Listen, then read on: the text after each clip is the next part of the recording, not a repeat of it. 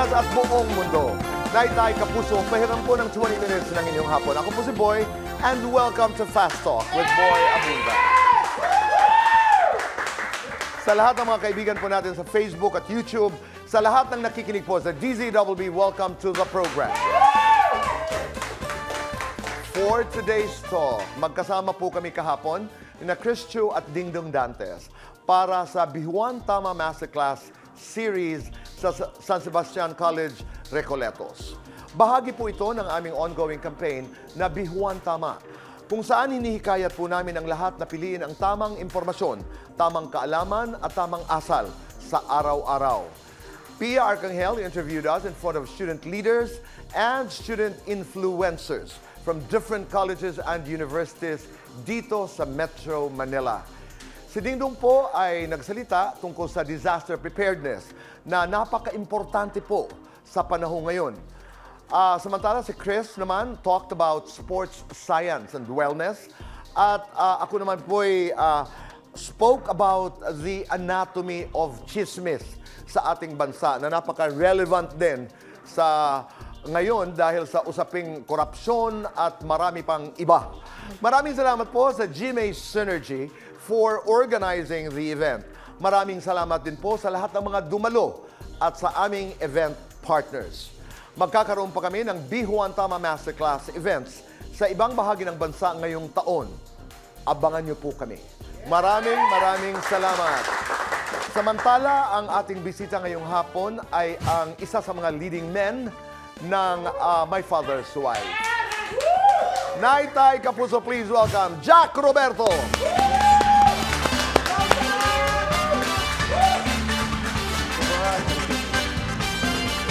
Tayo mga natin, the boy! Ikaw na. Maraming salamat, Jack. Please make yourself comfortable. And congratulations.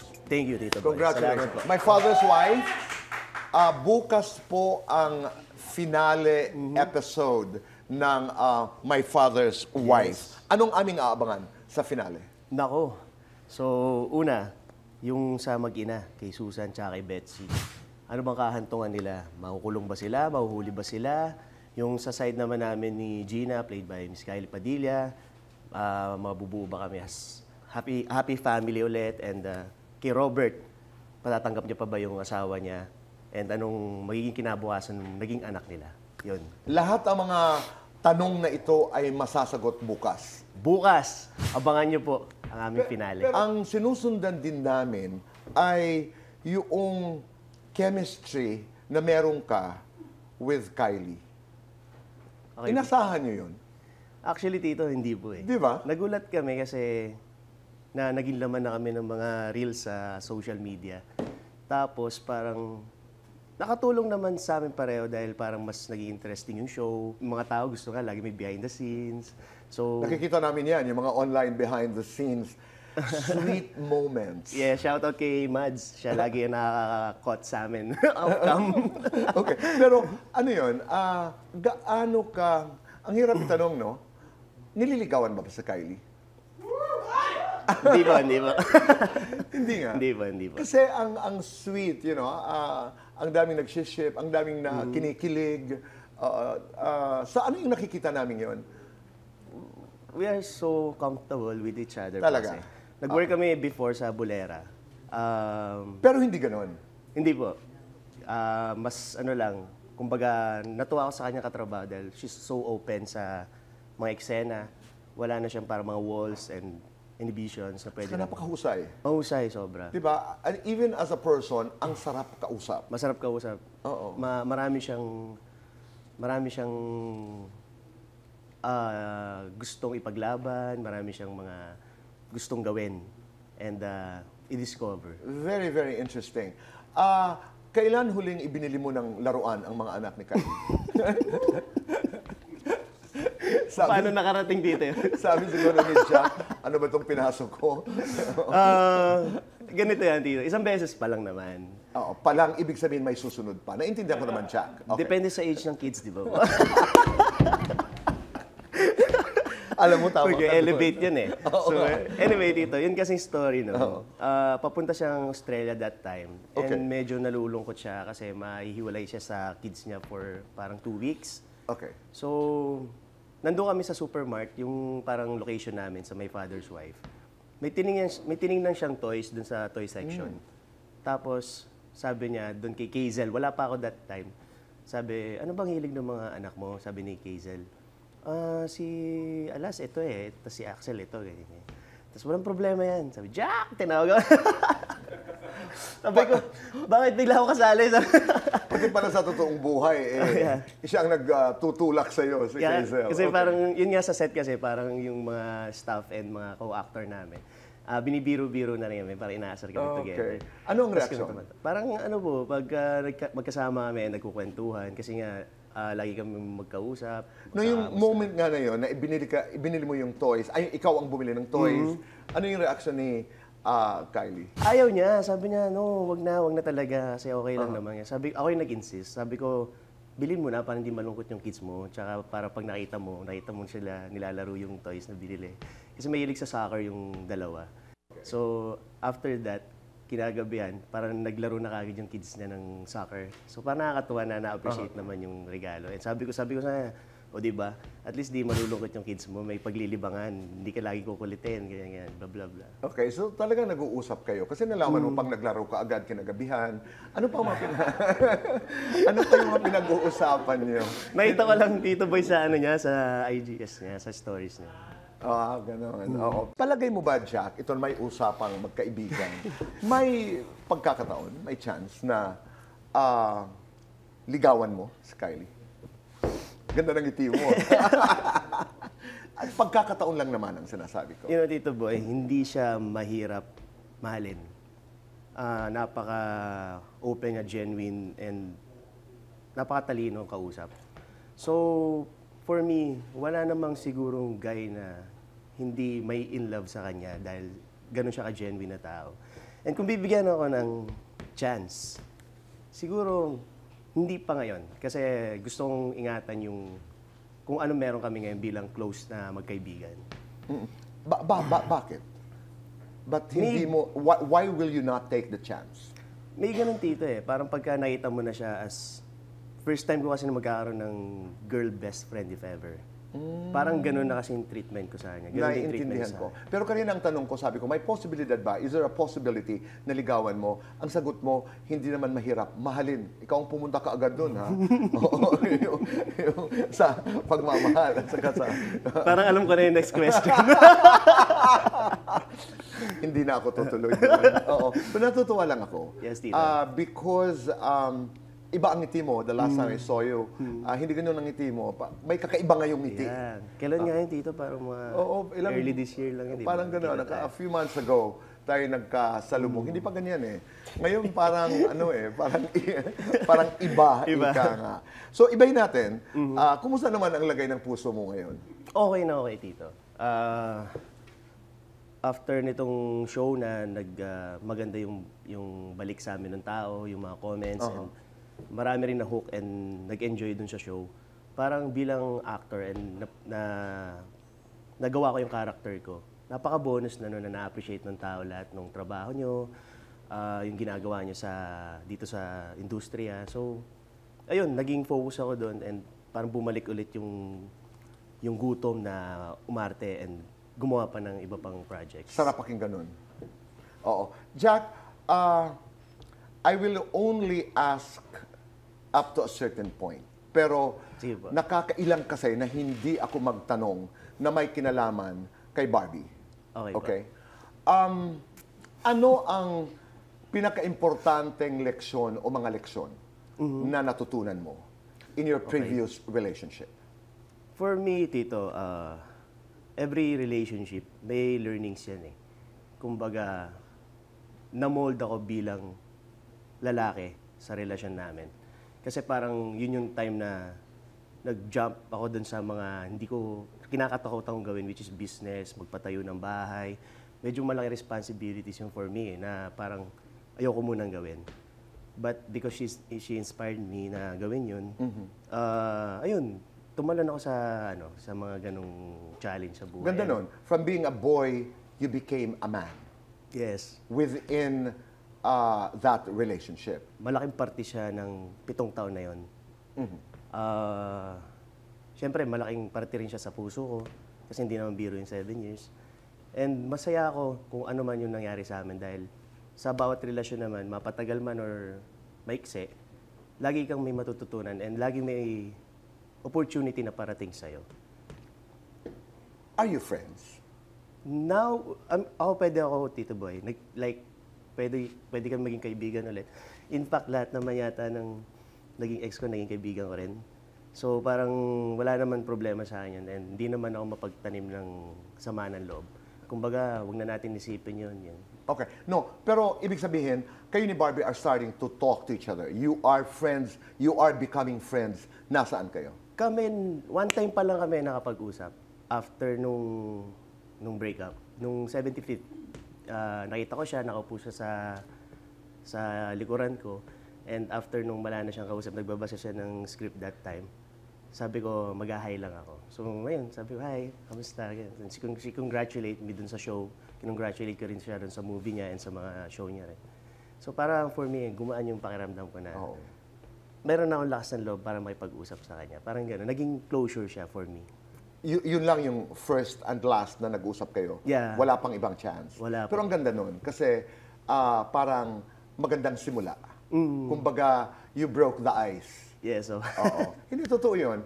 At saka, ang ganda pakinggan nung sinabi mong, yung mga ex ko naman, parang lahat naman yata naging kaibigan ko. Yes po. Because you have to remember, when you have a relationship with someone for 7 years, namuhunan kayo eh. Hindi lang ng pagmamahal, pero respeto at marami pang iba. Yes, Tito. Okay, this is interesting. Kasi hindi naman lingid sa kaalaman natin na pinag-uusapan na si Barbie ay nililigawan ni Jameson Blake. I think it was you who said na nakausap mo si Jameson. Yeah, naging magkaibigan din po kami ni Jameson kasi... Dahil, you did a project together? Opo, way back parang 2017, magkasama kami sa isang clothing line. Okay. So, doon, after nung year na naka-contract kami doon, siguro yung nakita ulit kami sa Showtime na. Tapos nag-catch up kami, kamustahan lang. Hindi kasi when you learned, parang you were quoted to have said, it's about time. Sinabi ko nga po yan. Oo. Kasi okay. parang nung nakita kami sa gala, kinamusta ko siya. Sabi ko, oh, how are you bro? Ganyan. Biniro ko pa siya, ganyan. Tapos, Anong biniro mo siya na? kamusta ka, brother? Hindi mo tinuloy. Biniro mo na, lagaan mo ha? Ayan, sabi ko sa kanya, kamusta ka? Kasi sabi niya, nung last time kami nag-usap, parang 8 years daw siyang walang girlfriend, ganyan. Tapos sabi ko sa kanya, mabait naman si Barbie, as in, alagaan mo lang. Yun. Kung ano yung sinabi ko last time doon sa interview, yun naman talaga yung sinabi ko sa kanya. Okay. Anong sinabi ni Jameson? Sabi niya, ay, bro, gumana. Ano sabi niya? Bro. But nag-catch up lang kami na nakapagkwentuhan ng saglit. Tapos yun, naghiwalay rin after. Okay. Pero matagal yung pag-uusap? Saglit lang. Parang kita lang kami ron sa mobile bar nung gala. So, ang awkward naman di mag-hi sa kanya, tropa naman kami. So, yun. Oo, syempre. Hindi, syempre, pinanunood kayo ng tao dahil napapag-usapan na nga, di ba? Pero bakit it's about time ang nasabi mo? For me kasi, si Barbs ngayon, she's 28 years old na, di ba? And matagal na rin naman kaming hiwalay, kumbaga. For Tama me, ka naman doon. Happy na rin ako na may nakikilala na siya. And she's happy. she's happy, nakita natin. Ayan o. No, she's happy. Oo, tama. So, parang for me, gano'n na lang, you have to be happy na lang sa tao. Kahit sino man, makaibigan mo man, or karelasyon na nagkaroon kayo ng ganitong sitwasyon na naghiwalay man, or nagkatampuhan, parang magwi-wish ka na lang lagi ng maganda para sa kanya. At pinagdadaanan naman talaga yun. Pinagdadaanan. Pero, Jack, isa na lang. Kung merong isang bagay doon sa nakaraang 7 taon na hindi mo ginawa o binago mo sa sarili mo, ano yun? For me, wala naman akong regrets dun sa 7 years. Pero, syempre, lagi naman tayong may gusto pa sanang ibigay pa na more than dun sa kung paano yung treatment mo sa karelasyon mo or what. Sabi sa akin kasi lagi, di ba, tinatanong mo anong secret namin before sa mahabang relasyon. It's commitment talaga and yung communication. Which is for me, kung mabibigay ko lahat ng oras ko ng, na pwede kong gawin, ganun sana. No. At naiintindihan ko yan. Hindi lamang sa inyong relasyon ni Barbie, pero sa maraming tao na naroon sa isang relasyon. Kadalasan yun, oras. Madalas yun ako. Di ba? At dahil dyan, may oras tayo for Fast Talk. Ja! Okay po. My father's wife o my future wife? My father's wife. Ligawan, lambingan. Lambingan. Aktingan, totohanan. Aktingan. Ipaglalaban o ipaglalaba? Ipaglalaban. Ano paglalaba? Ipaglalaban, ipagluluto. Ipagluluto. Alipin ng salapi o alipin ng pag-ibig? Alipin pareho. May abs, may pera. May pera. Showbiz, negosyo. Showbiz at negosyo. Mas mahalaga, magka-jowa o magka-pera? Sa ngayon, magkapera at magkajowa. Mas mahirap, mag-move on o mag-ipon? Mag-ipon. Mas nakakapagod, mag-live selling o pigilan ang selos? Mag-live selling. Gusto ko sa babae yung Mahal ako. ayoko sa babae yung Yung nagger. inspired ako kapag Kapag may trabaho. in love ako kapag In love ako kapag lagi ako nakangiti sa set kasi nakikita ko siya. Ganun. oh, hala ka. Oo, hindi slight. May pinagsabay na girlfriend noon. Wala. Oo, hindi slight. May nililigawan ngayon. Wala po. Oo, hindi slight. Gustong pumasok sa PBB. Pwede. Oo, hindi slight. Gustong pumasok sa politika. No. Oo, hindi slight. Gustong maghubad sa pelikula. Opo. Sige, game. Depende sa story. Love or career? Career? Puso o pamilya? Pamilya. Pamilya, prinsipyo. Pamilya. Lights on or lights off? Lights on.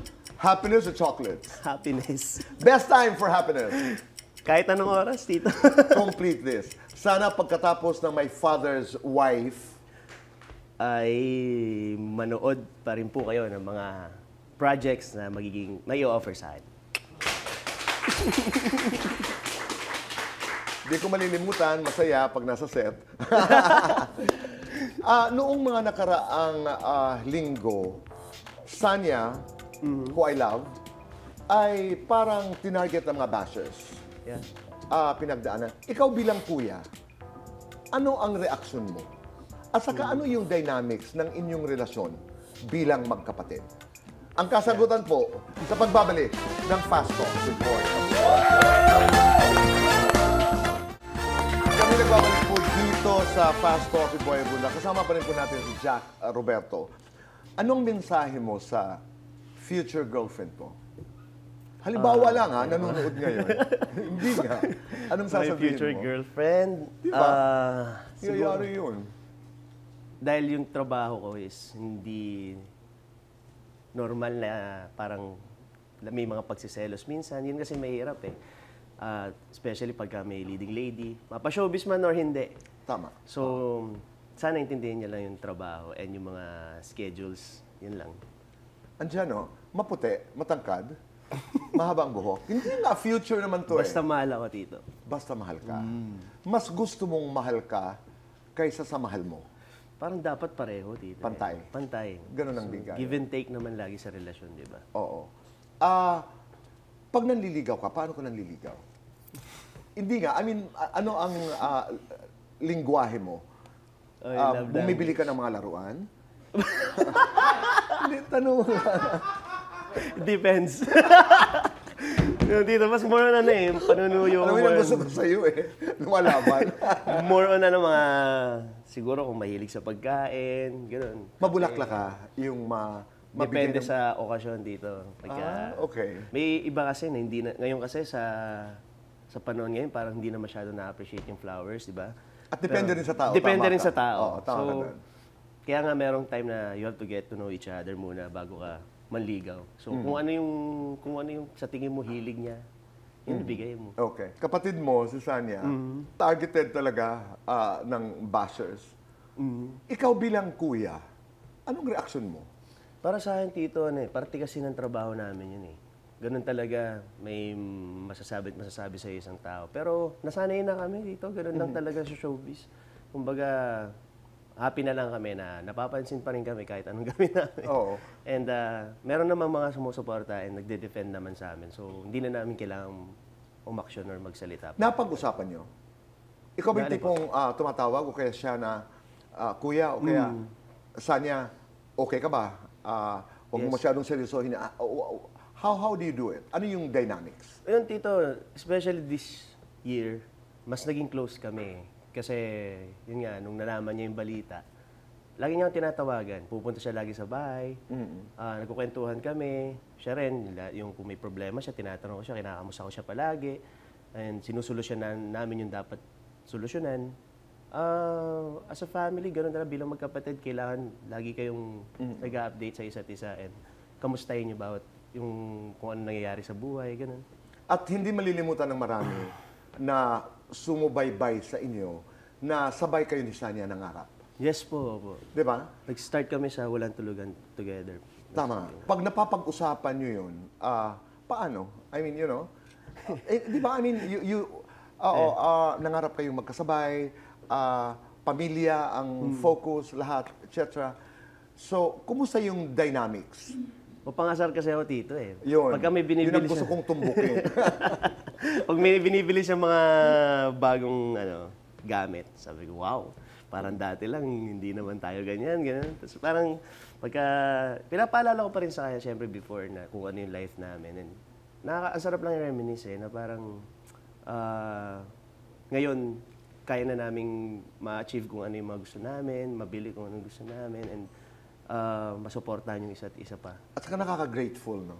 Yeah, yun nga, nung nalaman niya tapos na yung bahay ko. Yun, sobrang tuwa niya. Umiyak siya, parang niyakap niya ako and sabi sa akin, I'm so proud of you, kuya. Ganyan. Oo. Dahil nakita ni Sanya and she was very happy. Tsaka iba yung like hinahouse tour ko na yun sa mga friends ko, pero iba yung sa kapatid mo siya pinapakita. Siyempre. Na parang, Oo. pag kailangan mo to, Sansa, meron lang contact niya, kailangan mo nito. Yun, ganun lang, ganun yung usapan namin. House tour ng friends. Hinahouse tour mo na ba si Kylie? Kaibigan, di ba? Oo, si Kai. Oo. Well, ganito, Tito, nangyari. Paki- Pumunta kasi siya sa birthday ni Sanya. Tapos lagi yung kinakwento sa kanya yung bahay. Alam mo kung bakit? May nagsabi sa akin. So sabi niya, gusto niya lang daw makita. Kasi parang she's planning na rin na magpagawa rin ng bahay. Okay. So para may idea lang din daw siya, ganyan-ganyan. Tapos yun din minsan napag-usapan namin kung paano yung start, magkano yung gastos, yun naman. Ano yung mga sakit sa ulo. So sabi ko, tara, tingnan mo. Kasama namin yung mga friends din namin doon sa birthday ni Sanya. Umikot kami rin sa bahay. So, na-appreciate niya rin. Parang sabi niya, wow, at your age na 31, malaking achievement na to na meron ka ng bahay, ganyan. And nakakatuwa, nakaka-proud. She liked it. Opo. Oo. Wala kang biro na, pwede naman ito para sa ating... Parang dito soccer field na nga yata yung rooftop. Joke lang. May mga ganong ano lang po. Pero totoo, di ba? Yung nakaka-proud, at your age, napakabata mo, nakapagpundar ka ng ganito. Yes po, Tito. Dream ko po kasi talaga yung kami ni Sanya kasi before, wala po talaga. Magkalapit lang kayo, di ba? Opo. Siya yung una. Tapos after noon, after maraming years, siguro mga 5 years, ako naman yung nagpagawa. So, parang before wala kasi kami parang permanent na tinitirahan. It's either sa lola, sa tita, ganun. Tapos sabi namin, isa sa priority na talaga namin na magpatayo ng bahay. Nung binibili niya yung bahay niya, nagtatanungan pa kami kung sino kukuha, siya or ako. Tapos sabi niya, siya na lang daw. Kaya nung sumunod, nag-stay muna ako sa kanya, then nung pinaprepare ko naman sa akin, sabi ko sa kanya, gusto mo lumipat, meron kang room dyan. Yun. Okay. Si Kylie may room doon? Hindi po si Sanya. Joke lang. Hindi, nakakatuwa kasi sabay kayo nangarap at nakilala kita siguro mga 16 ka Yes, ito. 16 years old ka, batang-bata, at ngayon meron ka ng, nakaka-proud lang na meron ka ng palasyo. Di ba? Hindi naman palasyo. Hindi, palasyo ang tawag ko doon. I mean, bilang isang makata, trying to be a poet. Pero, ano naman ang ganda ng palasyo kung walang reyna? Tama po kayo dyan. Oo, di ba? Umagin ka. In Pero, time siguro, Tito. In time. But I'm just so proud of you, Jack. I'm Thank just you so proud. At sana'y tuloy-tuloy ang blessings. Yes, Sana'y tuloy-tuloy ang, happiness. Yes, opo. Oh, Amen. At katahimikan din. Di ba? Kasi pwede naman yun eh. I hope you find that balance. Yes, Tito. I really pray that you find that balance. Lahat tayo sa ating trabaho. Opo. Oo. Mabuhay ka, Jack. Mabuhay ang ikakasal. Kakasalaga. Joke lang. Maraming salamat. Thank you, Congratulations sa bumubuo po ng My Father's Wife. Jack Roberto, maraming salamat. Thank you po. Nay, Tay Kapuso, maraming salamat po sa inyong pagpapatuloy sa amin sa inyong mga tahanan at puso araw-araw. Be kind, make your nanay ang tatay proud, and say thank you. Araw-araw, piliin ang maging tama. Be Juan Tama. Goodbye for now. God bless.